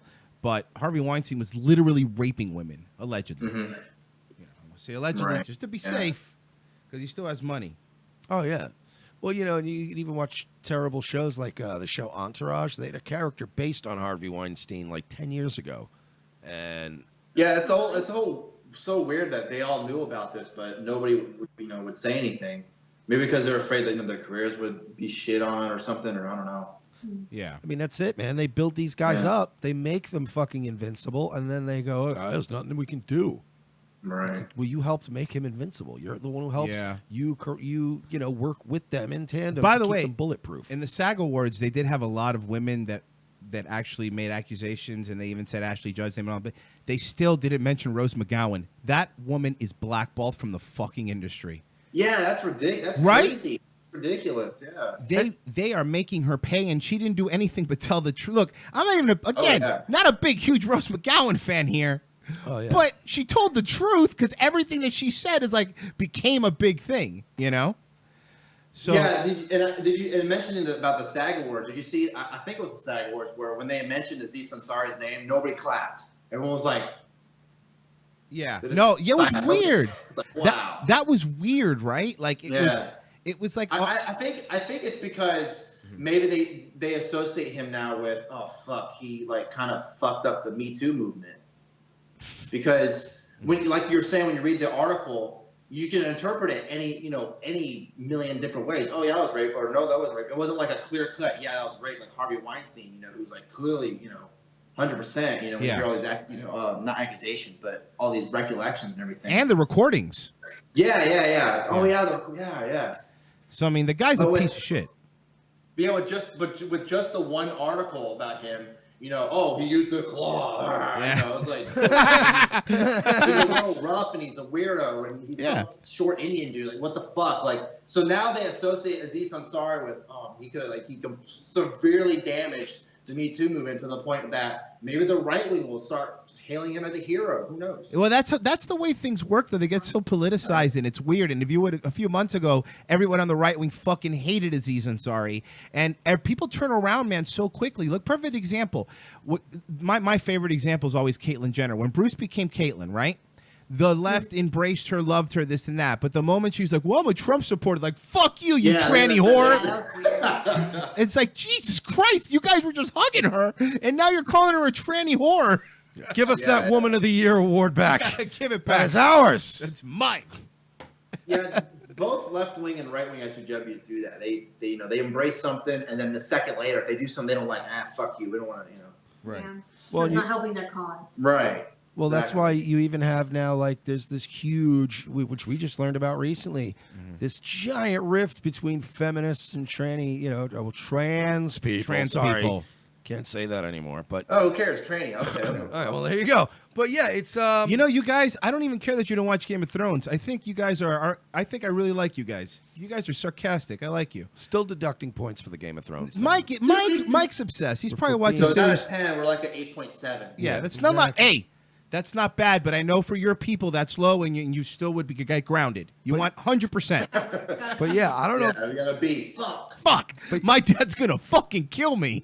Basically. Yeah, getting back to the feminist versus trans people thing, it's, if you guys look into that, it's really weird how, like, even at this women's march, they were like, get out of here, you're not really a woman. And you're like, wait a minute, but that's... Yeah, exactly. Yeah, so that movement is so weird. No, It's but like, honestly, it's I not... thought it was supposed to be intersectionality, but now it's like turning on them. I'm telling you, though, it's not... Their little turf thing is now spreading like wildfire, and their propaganda's working, and they're getting, like, more people angry, and you're hearing... Like, even at the women's march, it wasn't just TERFs. It was a lot of regular feminists that are like, well, why are these trans people here? They're not really women. And you're like, oh, boy, your own narrative is eating itself. Here we go. Yeah. Or like at the women's march, they're like, no, we don't need to focus on white women. This is about people of color. Yeah. I'm like, you guys are just like destroying yourselves. Go ahead. Like, go do it yourself. Like, it's funny because, like, now these TERFs are kind of going, you're ruining our march. You're not even really a woman. Whereas if you were a right-wing trans person like Blair White, she goes to a rally and people go, oh, yeah, you're not really a woman, but it's cool if you're here. You're not bothering anybody. It's more like this. It's more like, you're not really a woman, but if you want to blow me. Yeah, but what are you doing? You want to blow me. What is going on later? I'm not that conservative. Unlike, those family values politicians. No. See, that's the thing. They're all getting blown by Yeah, trannies, all those family value politicians are becoming a dying breed, in my opinion. Like, it's really tough to run on that anymore because everyone's so dirty. Not everyone's so dirty. I think everyone's always been dirty, but I think... Try living in Texas. Yeah, they run like that here. Really? Oh, that's a good point. Conservative. Pro-family. Oh, really? Okay. This is my wife, Brenda. We've been married for 40 years. We hate minorities, and we're running on family values. Sounds good to me. Where do I... You find him, like, fucking an 18-year-old boy in the house. Yeah, that always happens. That always happens. Are we done talking about Paul Nehlen now? Okay. Are we... Always. I'm Paul Nehlen, and I hate the Jews. Okay, but I get that, but you got to come up with, like, 3 or 4 more things for a brochure. Yeah. When you send out political mailers, you got to have more than just the Jews, am I right, in there? You got to have, at least tell me what you think about the budget. What about the police versus the fire budget? How are you going to deal with that? I think there's been a shift on both sides, but I think the Republicans kind of shifted, at least on social issues, a lot more. Like, there's not as many, like, there's not as many like gays shouldn't get married. Now it's usually like I don't care. I don't care if they get married. Yeah. Just let me have my guns. Like that's more of this. People are turning more into like we're all now I don't care if you get married, but I just don't make me bake a cake for you. Yeah, there you go. Yeah. That's a fair compromise. It also depends on where you live too, because someone who's a liberal Democrat in a conservative area, they know they're not going to have a chance at winning. Yeah. So if they run on liberal values or whatever that is, and they running in a conservative area, they have like zero chance. Yeah. I mean, you would literally, for the only way a Republican to lose like that, you would literally have to try to bang teenagers because that's the only reason Roy Moore lost. I mean, look, and he still almost didn't lose. So you just mentioned Roy Moore. Yeah. Let me go ahead and say, Roy Moore had all this accusations, all this bullshit thrown at him. Oh, he's a terrible person. He's one of the worst human beings ever. Yeah. He barely lost. I know. That's what I was saying. Barely. Honestly, he barely lost the election. Like, holy shit, man. If like, there were, what the fuck? And then what's his name? Doug. What's his face? Doug Jones. Whatever. And then like the first couple weeks he's in office. Oh, business as usual. He's a shitty politician. Wow, good job, assholes. But it's like people were always just like too. What kills me is it had to come down to he either raped a 14-year-old or he didn't, and I was like, well, you guys on the against side, he was removed from office twice as a judge too, and he does have a history of being a racist and a terrible person. So I mean, why are we so autistically stuck on this? Really bad history. And again, to reiterate, he barely lost. I know, because I think that the politics have been so split now. It's so there's such a divide, and the things people will forgive is insane. Like on both sides, people will forgive anything if it means they don't lose. It's like a football team. It's what it is. Yeah, like they see the R next to his name. Oh, gotta vote for him. Republican. Democrat, gotta vote for them. Yep. Exactly. It is kind of weird. What I think he should have done, and I think he would have won, because like as they said, he was very close to winning. Yeah. Mm-hmm. He came out on the horse, that was fine, but I think he should have came out more in some sort of a Confederate general armor, and then maybe have like with the mustache, like and then like the cavalryman's saber on his side, like a cutlass. And I think if his Confederate uniform buttons were glimmering in the sun that day, he would have won. But he half-assed it. He came in looking like Steve Bannon's BFF. Yeah. Half homeless with a cowboy hat on that he looks like he threw up into on the car ride over. Yeah. Oh, man. Bannon's like, give me your hat. I'm going to throw up. Yeah, and then after I'm the so election was soft. over, nobody gave a fuck about Alabama. No, Like, I guess that was a thing for 3 weeks. Nobody- We're not talking about Alabama now. Nobody fucking ever cares about Alabama. If we're being honest, nobody cares about Alabama. Yeah. I mean, I'll say this, man. Bannon killed his whole reputation on one of the dumbest fights in history that didn't matter. It really did. He could have just been like, yeah, Luther Strange, whatever. We'll spend billions somewhere else. Bannon destroyed himself for Roy Moore. He's done. Yeah, that was a fatal mistake. It was a bigger bloodbath than fucking Laura Loomer last night. Yeah, it was crazy. Do you guys know who Laura Loomer is? Don't worry. Do you know who Laura? I do. Do you like her? Not really. But Good. Neither do for we. the benefit of the doubt. I'll say this. Because she was on Michael Malice. That's the Yeah, only she reason. was on Your Welcome with Michael Malice, which I don't know if you know about the show. It's on Compound Media. And We know Compound. We know Compound Media. Her appearance on his show was, I guess, I don't know if you would call it friendly, but it definitely wasn't combative. Because It was pretty good. But Michael's a really good interviewer, kind of conversationalist and interviewer. Right. So He's a I great thought host. it was a good appearance on both ends. Yeah, we've had Pat Dixon on from Compound Media. Yeah. He's awesome. Do you watch all the shows on Compound Media? There's a reason I'm asking. I watch mostly Burning Bridges with Kevin Brennan. Yeah. Yeah, Kevin Brennan's Sometimes great. I'll watch the Artie and Anthony show. Depends on who the guest is. Okay. Sometimes the guest is Artie. You want to know something? I'm gonna tell you some fun stuff. Oh no. And then I also You're Welcome with Michael Mann. Those like Burning Bridges and You're Welcome are and In Hot Water also because it's just let's those throw are out. the two for sure. Burning Bridges and You're Welcome. Watch New York Crime Report with Pat Dixon. Yeah, he's Great good. friend. Pat Dixon's a good guy. Yeah, and by the way, just real quick, something not political. The fucking Artie is dying in front of us, and they're letting it happen. He is the poor man. The poor man is dying in front of us, and they're like, whatever. Terrible. I know he came on with white gloves and he pulled his hair out. It was the worst. I mean, it was. Yeah. Listen, when you make an investment, What's going on? Well, they've only done, I think it's about 60 or so episodes, or whatever, and he's been on 30 of them because he went to rehab for most of it. Yeah, he just came back. He just came back, and Well, in the like, episodes- the first episode he comes back, you're just like, holy, he looks terrible. Well, the episodes he was on too, he leaves a lot. He comes in late. He leaves early. It was He always late. if you announce something and most of your fan base comes out and says, look, this is probably a terrible investment. It might not, you might want to look into it a little more. I mean, everybody tried to warn him. I'm starting to miss the solo Anthony Cunha shows. He was great when he was by himself. Yeah, no, and it was even better when he was fucking putting up with Opie. Yeah. Opie fucking hates us, right? He is our mortal enemy. Well, he fucking because probably okay. So Opie probably hates you because you made one joke at him. Yes. Fuck you guys. We've made a barrage of jokes at him. We've been on his. We've actually. Both Mike and I were on the Opie and Anthony show many years ago.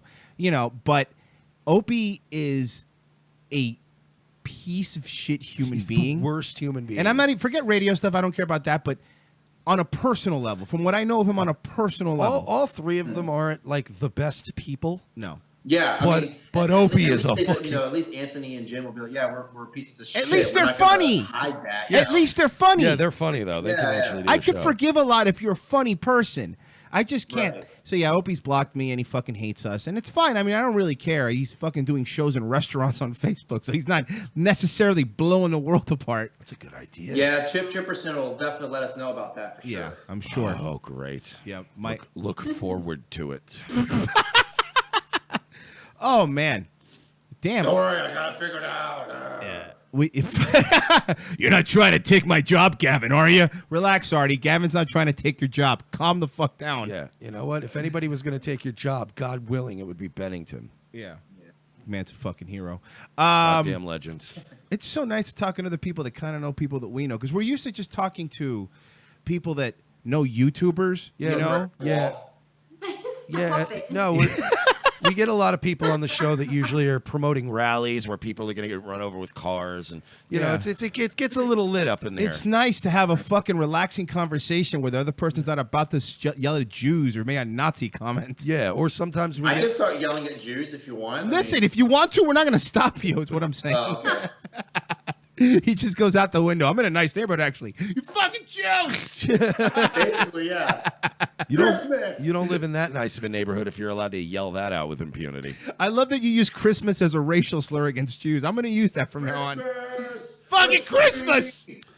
No, that's what I do as a very subtle way of sending the message to those neighbors that I know that are Jewish at Christmas time. That's called improv, ladies and gentlemen. I sneak on their properties at night and I decorate their houses for Christmas.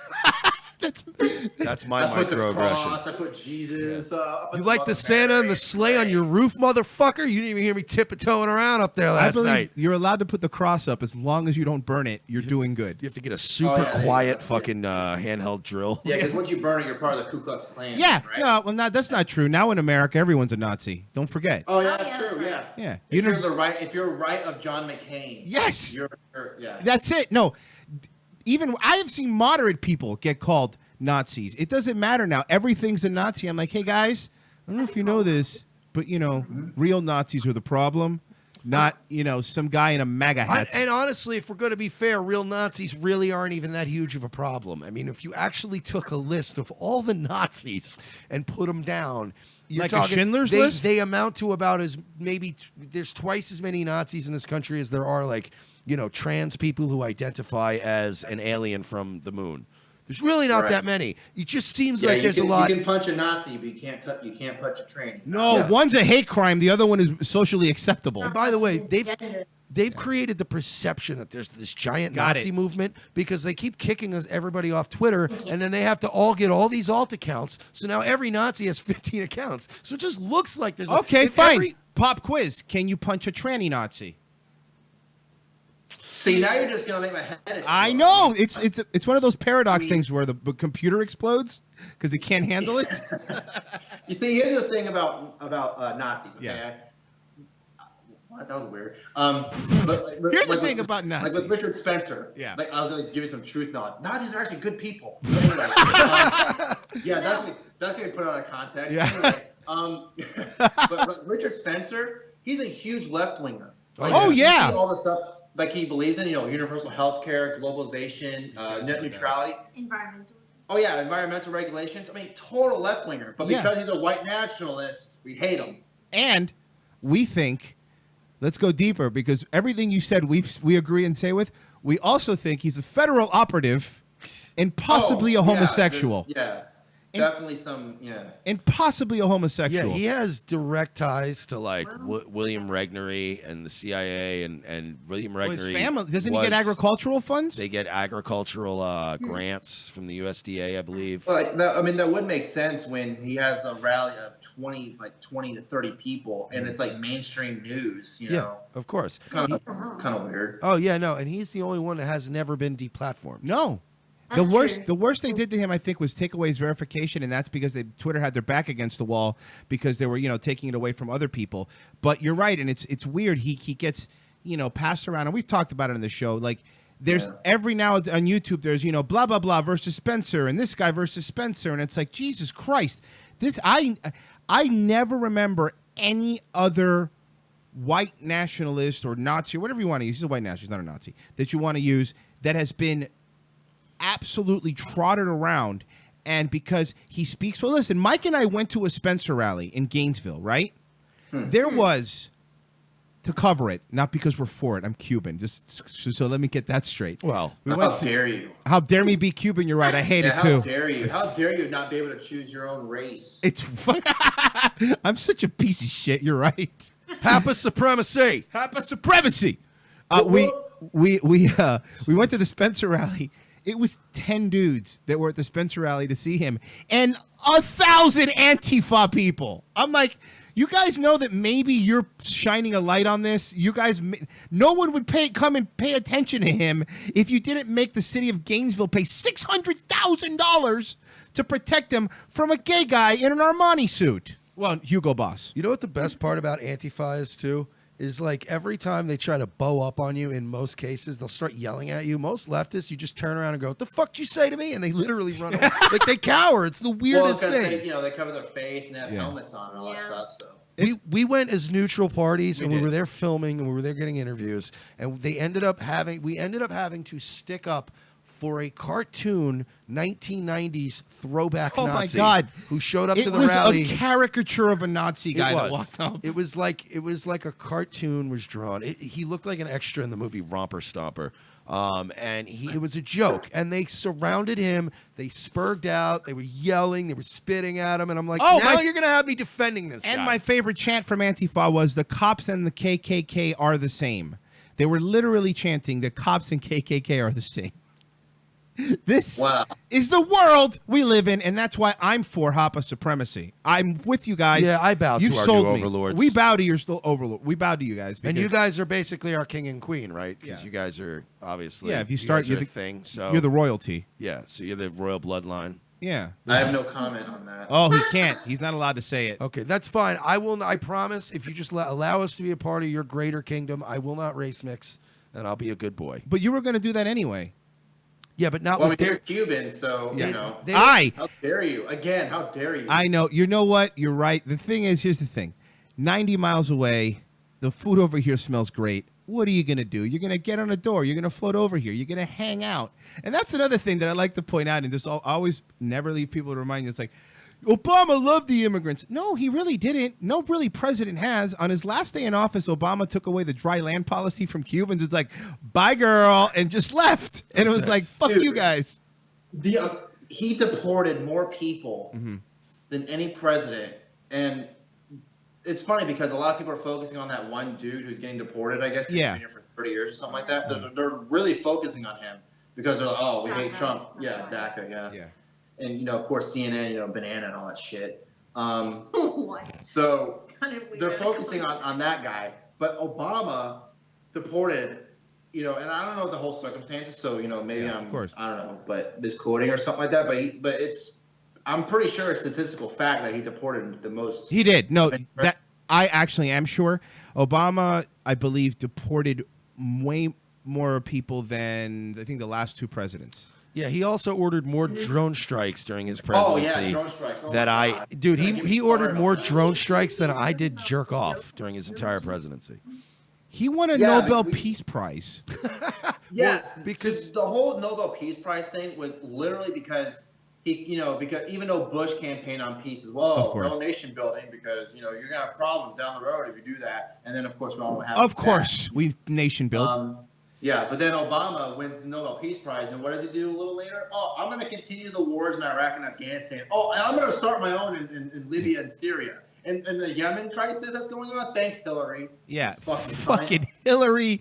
Oh, my God. Has there ever been a more unlikable human being than, I don't care what political side you're on, there's never been a more unlikable human being than Hillary Clinton. She is the worst thing that's ever been on the planet.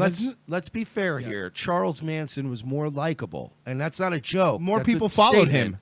He was more likable than Hillary Clinton. Yeah. At least I can watch a video of Charlie, old Charlie, and be like, all right, he's nuts, but come on. That's a really sad statement that you say that Charles Manson is more likable than Hillary Clinton. He's more charismatic. The Unabomber was. I mean, look at her. She's a fucking robot. And she goes, we gotta get these kids to Pokemon Go to the polls. Get the fuck out of here, you stupid cunt. She's a drunk robot. Yeah. She's basically. Don't try to get at me, and then when you go on a black radio show and say, I carry hot sauce with me all around. Fuck you. Yeah, dude, she fucking, what a fucking insincere cunt. And then the balls on her to write, what happened? You lost, you dumb bitch. That's what happened. You were what I was saying about Trump and Hillary. Yeah. Trump is egotistical when it comes to his successes. Like, I'm the greatest person ever. Yeah. Fuck all you. Hillary is egotistical when it comes to blaming everybody else for failures. It's your fault that I lost. It's your fault. Well, maybe you should have campaigned in the states you had no chance in winning. Yeah. Even Bill Clinton said you had no chance. I know. That was my favorite part. And the best thing is like, we're for her. Bitch, 45% of women didn't vote for you. You know that, right? Like, it wasn't like when Obama ran, I think it was 98% of black people voted for him. He mobilized a movement. Right. You couldn't even get women to come together and go, listen. And I'm telling you, they could have run so many other women that would have beat him. But they were like, no. She's paying off Obama's debt in the DNC. We got to throw her a bone. And to quote Dave Chappelle, she fucking leg sweep Bernie Sanders. And it was like, I know, right? Even Trump had to go. And Trump doesn't like anybody. He was like, I don't like Bernie, but what they did to him was pretty fucked up. I will say that I did. Yeah, I remember him saying that. I did particularly enjoy the taste in my mouth when I got to watch a bunch of my left-wing friends feel that disappointment that I felt when Ron Paul was getting completely shut out by the polls and by the television stations and everything. And I knew that feeling. And I remember looking at some of my leftist friends and being like, now you know that pain. And now maybe you'll do something. I don't even care if we agree ideologically, but maybe now you'll start getting involved because you can see it's fucking rigged. I mean, if there's one thing about the Trump presidency that I will see as a positive, it's that a lot of people who maybe didn't give a shit about politics are like, oh, fuck. Maybe we need to start, caring about it. Yeah, caring about it a lot more. Yeah. I mean, you're right, but I will say this.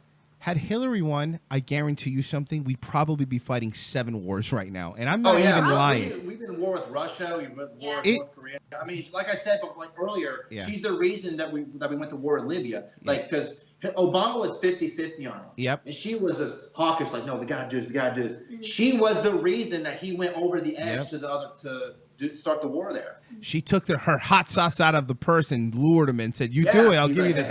I'll give you this hot sauce." Yeah, I'm just like you guys. Nice little hot sauce here. I'm just like you guys. I like to put hot sauce on fried chicken, and when I get $600,000 for a speaking appearance, I go to the check cashing place. Yeah, and then speaking of that, Obama is such a hypocrite when he's like, "I'm not for big banks. I'm not for Wall Street." And then you see his speeches when he makes like $400,000 talking about Wall Street big banks. Like, fuck you, man. I know. Yeah, Mr. Little Guy. And I know for a fact Trump's not for the little guy. I'm just going to say he's not. Of course he is not for the little guy. He's for Trump. Just what he said and just his demeanor and just his aura, people gravitated towards that, which is fine. But we're literally saying now just business as usual. I mean, we may go to war with Iran because we don't like Assad, so we're going to go do regime change over there because we just don't like him. Yeah, and I will say that Trump did run more. Syria. Syria. My bad. Do you notice though? Do you notice how every leader who might, look, I understand that some leaders might be a little more authoritarian in other cultures, South America, the Middle East. There are just certain places that take to, this is it. This is El Presidente. This is our guy. But I get that they're madman. They have chemical weapons. Turn out to not be true. And every time. Yeah. My thing is, guys like Assad, guys like, Saddam Hussein, any of these guys that didn't put a whole Islamic garb on to go to the UN, any guy that actually wears a suit and tie and has a mustache and it's just normal. I get that there might be a little crazy compared to your average American guy, but these dudes were necessary in that region because there wasn't this caliphate and there wasn't like Sunni Islam wasn't this virus spreading around the world. It was contained by these fairly borderline secular nations, and they're getting wiped out. I mean, you don't see any Brazilians coming over here and doing any terrorist attacks. Or any No. Australians. Yeah, no, they're not. There's not Australians strapping fucking bombs to kangaroos and throwing them in a Kmart. No, Brazilians come here and then they go to our beaches and they pop their Could you titties imagine out. a kangaroo being thrown at you like, oh my god? Oh, no, first off, you don't need to put a bomb on it. Kangaroos are fucking terrifying. They will murder your fucking... They are. They're They got really humongous. big muscles. Yeah, have you seen those pictures? They fucking look like 1990s WWF stars. Like they're just roided up and ready to kick your ass. I've always wanted to box a kangaroo, like in when you see in those movies and stuff. Oh, that'd be good. Yeah, I would box a kangaroo. I mean, I'd probably lose. You I'd would be get willing to do killed. it, Is though. what would happen. Yeah, it probably lasts for like 5 seconds. And then you'd be Be dead. good YouTube exposure. That's right. Oh, thanks, guys. You'll be the referee when Mike fights a fucking kangaroo. Look, if there's All right, I got the clock set at 10 Look, seconds. go. Here we go. If there's one thing we have had enough of in the past couple of days, that is YouTube exposure. Speaking of which, we are getting time to wrap things Oh, it's up, time to wrap. on this episode. Man, we had a great time with you guys. Guys, shill your stuff. Shill your stuff, I please. don't have it in front of me. I read it off the last time. I'm posting it in the chat, though. But if you guys want to promote your channel and everything else so the folks can check it out. Yes. Yeah, it's YouTube. Just look up Hapa Supremacy. That's. We don't get a custom URL yet. We because know. We haven't been there for Yeah, because 30 we're days. so new. We know. Trust me, we know. We know the whole thing. It's HAPA Supremacy. And your Twitters. What are your Twitters so they could follow you guys? My Twitter is just my name, Shane Scalf, and then your Twitter. Mine is Petit Nikoko. Perfect. That's what it started out as, and then I know it has nothing to do with our channel, but we just use our separate Twitters. It's okay. Yeah. Listen, I know we all have some weird email addresses or AIM screen names we used back in the day. It's all right. We don't use it anymore. Not me. I have Mersh. Shut up, Mike. At Mersh. Yeah, and we also have a Facebook as well. It's facebook.com/Hapa Supremacy. Well, you guys are great. We would love to have you guys back on at some point. That was a lot of fun. It was a lot of fun actually joking around with people and not having to talk about saving the fucking world all the time. Yeah, it's nice. Yeah, wait. Why are you laughing? Yeah. No, you shouldn't laugh. Why are you laughing? I don't know, because you have to laugh at some point. If not, you'll kill yourself. I mean, Jesus. Is it just me or does Shane have sort of a Seth MacFarlane look to him? Oh, he looks like an Asian Seth MacFarlane. And that's a compliment because he's a I handsome gotta man. start singing some Show some tunes? swinging tunes. Yeah, you know, it's funny though. You gotta fucking do an album cover where you're slinging your jacket over your shoulder. Hey, I'm just cash, man. People do this when it's raining outside. And a cigarette on your lip, just like, a cigarette just on your lip. No, you've hat never down. smoked. I love it. By the way, South Park's better than Family Guy. So Yes! We know that. Yeah, We well, are South that's Park because- super fans. That's because Matt and Trey are fucking transcendent. Yeah, They're not even just Matt and everybody. Yeah, they don't give a fuck. Yeah. Thank you so much, guys, for being on. We definitely want to get you on again. Hapa Supremacy. Thanks for calling, guys. All righty, thanks. Take man. care. Bye-bye. Bye. That was way easier than I thought it was going to be. They're awesome. Because we've been having just a whole Yeah. slew of issues going on outside the show today. And I was like, I don't know if this, because we get a first-time guest on and you haven't really shot the shit with them yet, and you got shit going on. You're like, I hope they don't think like we're being distracted. But that was good, man. It blew right through that. Yeah. That was fun. Check them out. Hapa Supremacy on YouTube, and Petite Nikoko and Shane both on Twitter, which we'll tweet that out later. We got food to eat. Yeah. We're not used to doing a show. We skipped dinner because we're doing the show at dinner time. Yeah, So for those of you that joined us, I guess I will start, shilling us out. Yes, so, please do. Again, thank you guys so much. Keep supporting us. Follow us on YouTube, on Twitch, Roku. Rate us on iTunes, on Facebook. Like, click the bell, upvote, share. Patreon.com/We're Not Sorry. And of course, if you want to do a one-time donation, you can go to paypal.me/We're Not Sorry. We will be back for you with a very rare Wednesday episode tomorrow of Revenge of the Sis. Thanks, guys. We will see you tomorrow.